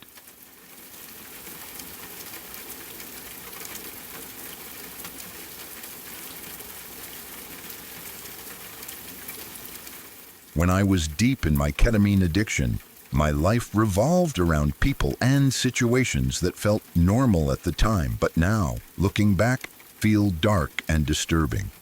I was best friends with a girl who had very severe BPD. She was actually the one who introduced me to ketamine in the first place.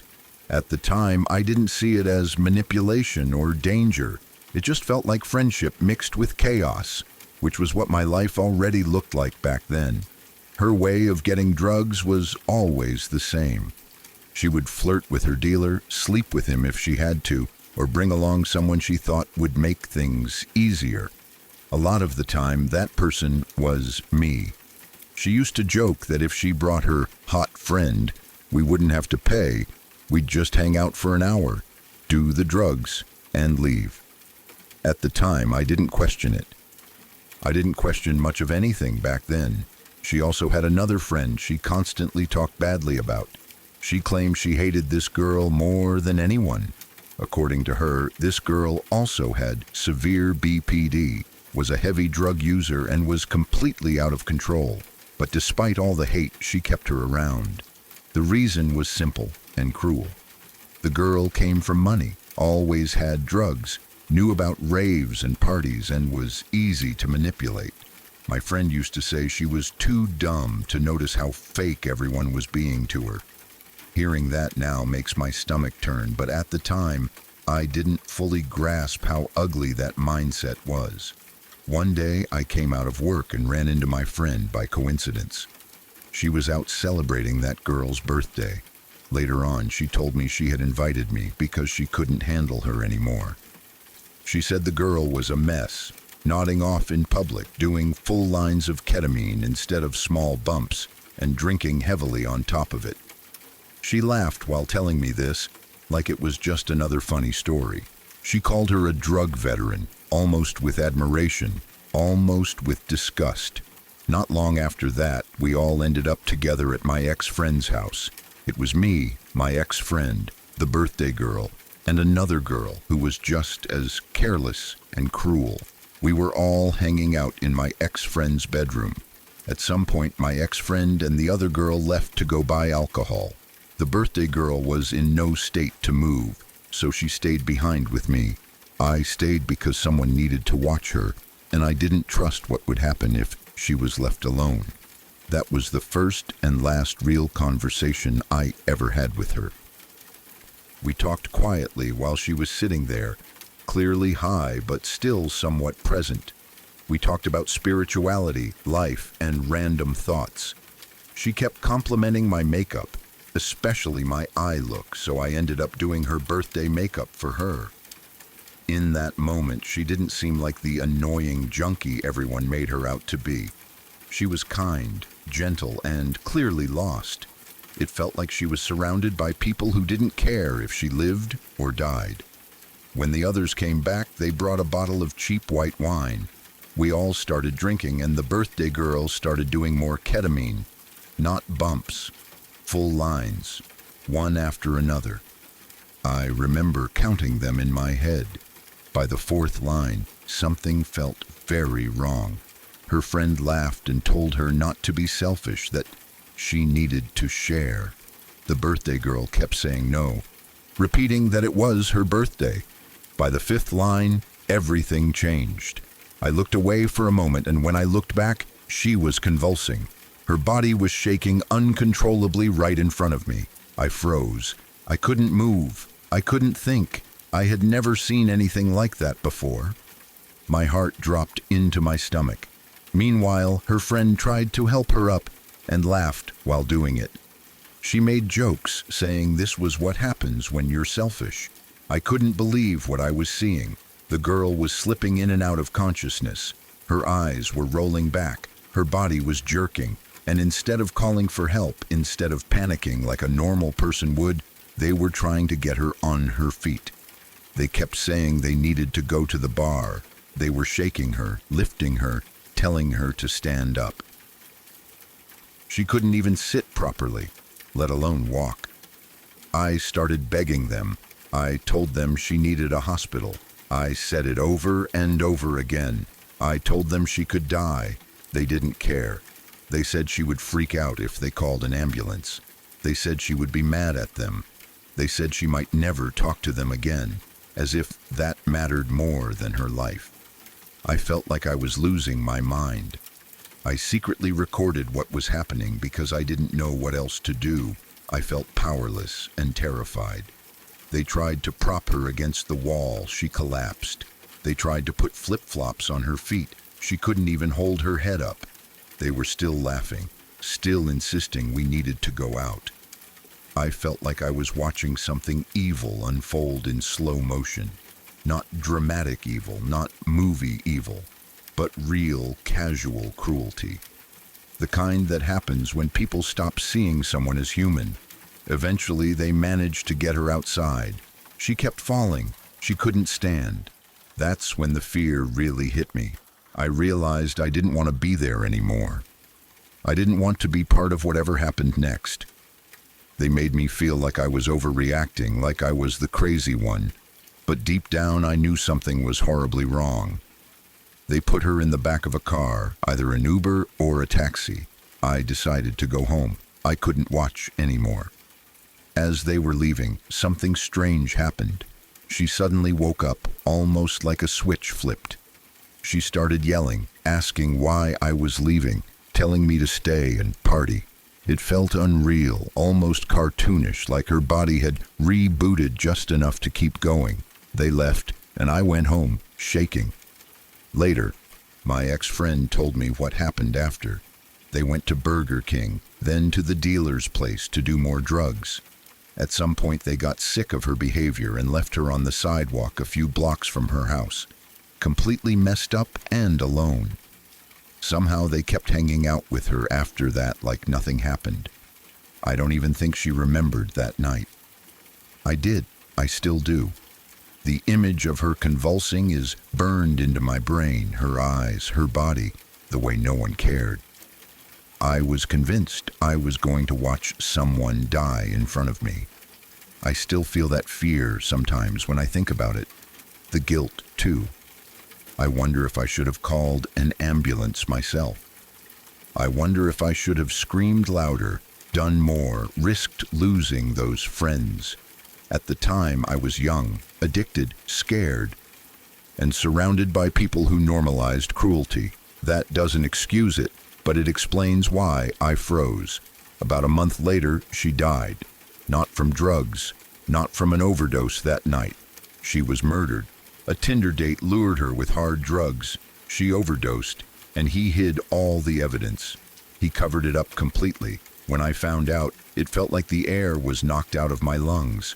All I could think about was that night. How close she had already come to dying. How unsafe she always was. How nobody ever protected her. She was in such a bad crowd.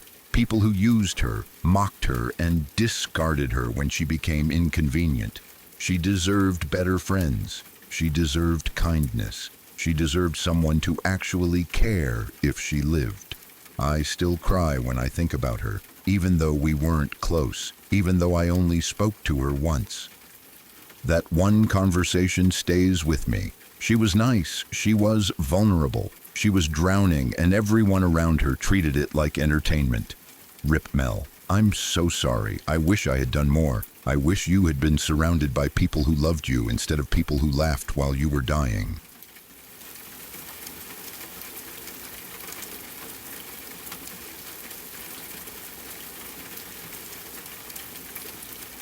My aunts and uncle used to live in this massive house way out in the woods, the kind of place that felt cut off from the rest of the world. It was deep in what people jokingly call the middle of nowhere, about 45 minutes from the nearest town, gas station, or anything that felt even remotely busy. At night, it was pitch black out there. No streetlights, no nearby houses, no distant highway noise, just trees, darkness, and silence that felt heavy. All of us cousins were visiting, and one night we were heading out to the car pretty late. I don't remember exactly why. Maybe we forgot something or were just messing around, but it was well past the time when the woods start to feel different. The air was still, and the forest around the house felt endless. You couldn't see past the edge of the driveway. It was just a wall of black. As we were walking, my older brother started whistling. It wasn't anything fancy, just a casual tune, the kind people do without thinking. The sound carried really far. Out there, noise doesn't get swallowed up the way it does in towns. His whistle echoed into the woods and faded slowly, bouncing off trees we couldn't see. Then it happened. Someone whistled back. It wasn't close, but it wasn't far either. It came from the darkness of the trees, clear enough that there was no mistaking it. Same kind of sound, same sharp human whistle. We all stopped dead in our tracks. Nobody laughed. Nobody joked. Every single one of us froze where we stood. The woods went completely silent again, like everything was holding its breath. I remember my stomach dropping and my skin breaking out in goosebumps instantly. That feeling hit before my brain could even try to explain it away. We stood there for a few seconds that felt way longer than they actually were. No one spoke. You could feel the tension between us, all of us listening, waiting to hear something else.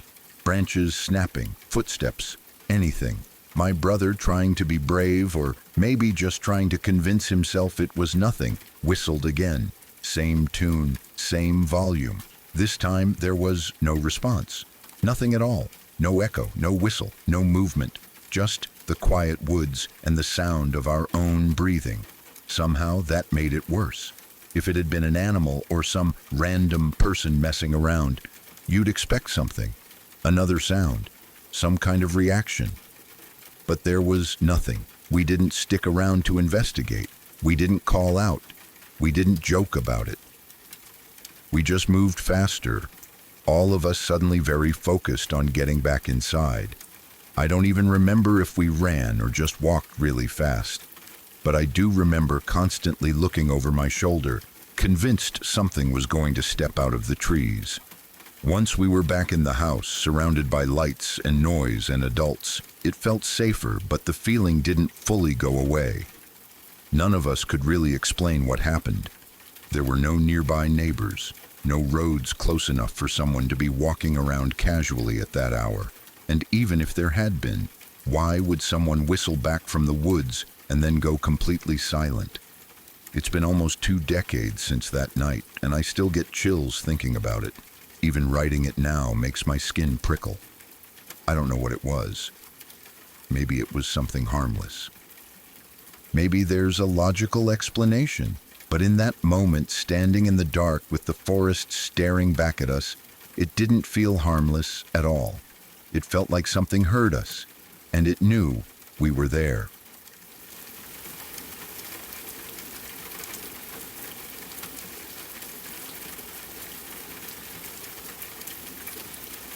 College years, early 1990s.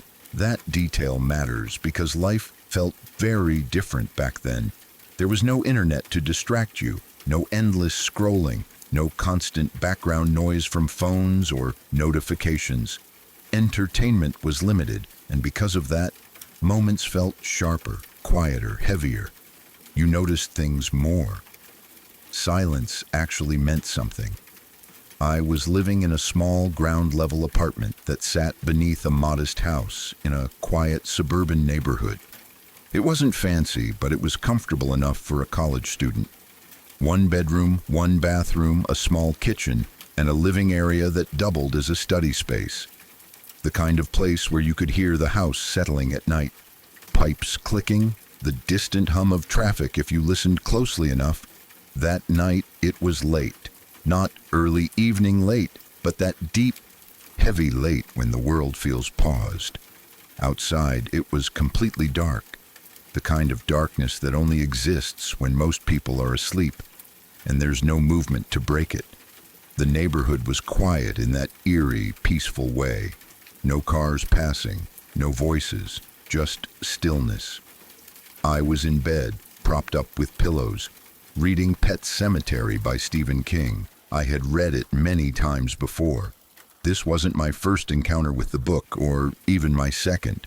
It was probably my fifth or sixth time going through it. I knew the story well. I knew where the scares were. There were no surprises left for me in those pages. It was familiar, almost comforting in a strange way, like revisiting a dark place you already know how to navigate. The windows were wide open. It was early fall, and the air had that perfect balance between warm and cool. A soft breeze moved through the room, carrying the smell of leaves and night air. The curtains shifted slightly with the wind. Everything felt calm, normal, safe. I don't remember exactly what part of the book I was reading when it happened. That detail is gone, lost somewhere in the shock of the moment. What I do remember is the sound. Out of nowhere, an unearthly scream tore through the night. It wasn't loud in a normal way. It was violently loud, the kind of sound that doesn't just reach your ears but slams into your entire body. It sounded exactly like a baby or toddler screaming in pure terror or pain, not crying, not fussing, screaming, the kind of scream you imagine hearing if something truly horrible is happening. The first thought that flashed through my mind was that someone had been stabbed. That's how intense it was. Raw, desperate, full of agony. It didn't sound human in the way we're used to hearing people. It sounded primal. I froze. I didn't sit up. I didn't move my arms. I didn't even turn my head. My entire body locked in place, as if moving would somehow make things worse. And then came the strangest physical sensation I've ever experienced. A wave of heat washed over me. Not warmth, not comfort. Heat. Like my entire body was suddenly flushed from the inside out. It wasn't fear exactly, or maybe it was fear in its purest form. I've been scared before. I've been startled. I've had adrenaline rushes. This was different. This was total, complete, overwhelming shock. I lay there, staring at the page, but not actually seeing the words anymore. I was waiting for what should have come next. Anyone who has been around children knows the pattern. The initial scream, the long inhale, then the crying, the wailing, the sobbing. It always follows. But nothing came. There was no follow-up cry, no movement, no second sound. Just silence. Dead silence. That was almost worse than the scream itself. I stayed frozen for what felt like a long time, though it was probably only seconds. My mind raced through possibilities. Was someone hurt outside? Was there an accident? Was someone breaking into a house? Was someone dying?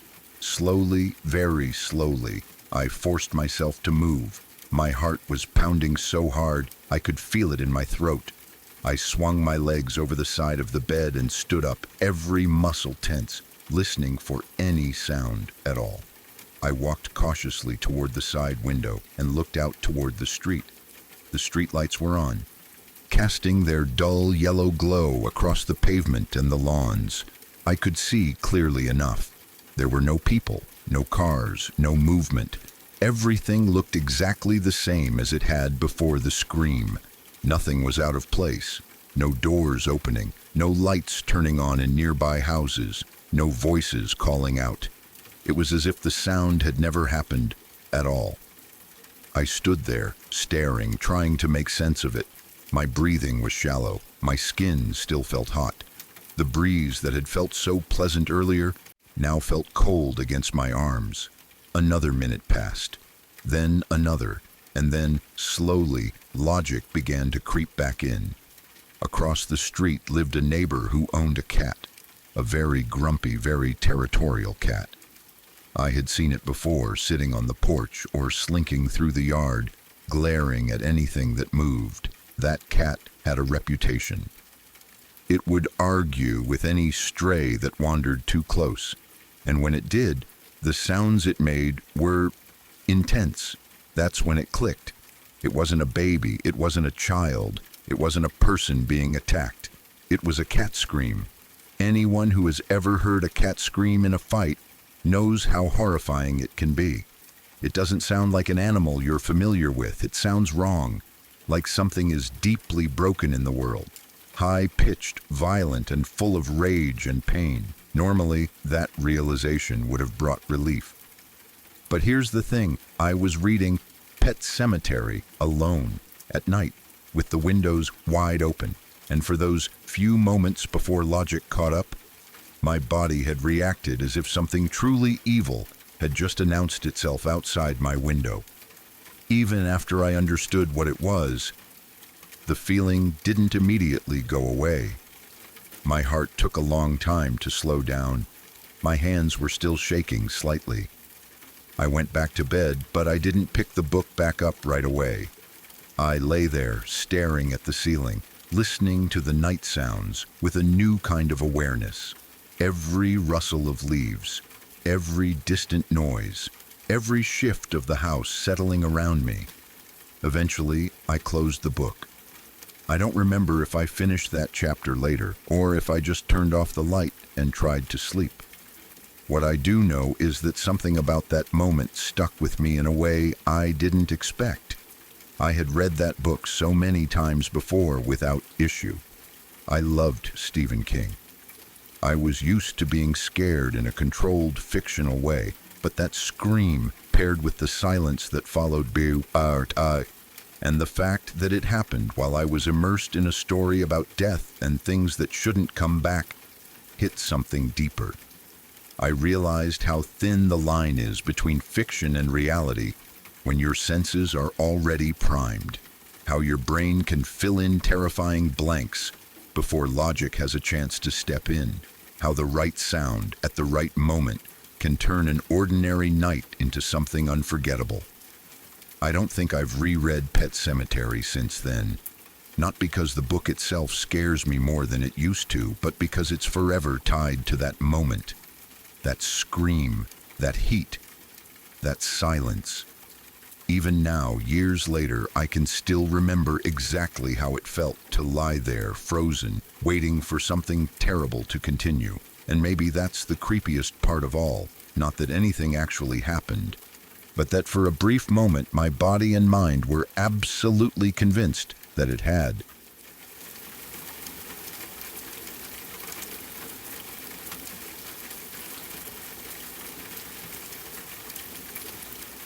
Thank you for spending your night with me. I hope these lullabies stay with you, but not too close. If you found these stories chilling, please like the video and subscribe to join the family. Every comment and sub helps us keep the darkness growing. Get as comfortable as you can, stay safe, and I'll see you in the next one. Sweet dreams.